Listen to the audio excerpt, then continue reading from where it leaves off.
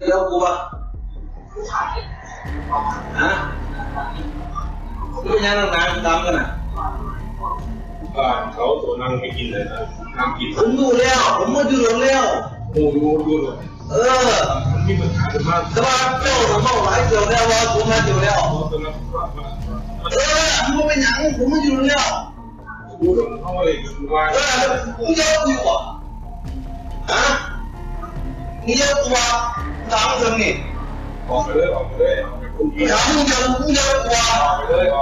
มึงจะคุยมึงจะบอกกูเดี๋ยวแล้วกูฟังออกไปเลยออกนะมึงเป็นยังมึงเป็นยังออกไปเลยมึงเป็นยังถามมึงยังมึงดูเอาไปมึงดูผมถามมึงเฮ้ย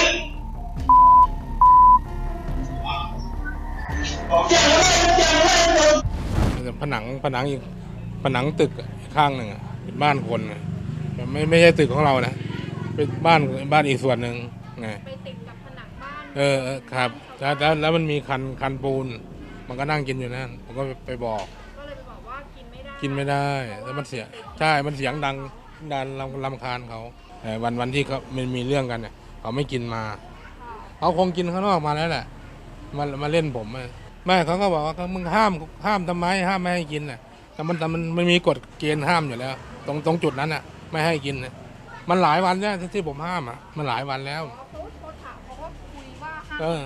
ห้ามทำไมแล้วลุงได้บอกอะไรเขาไหมก็ไม่บอกมันใส่อย่างเดียว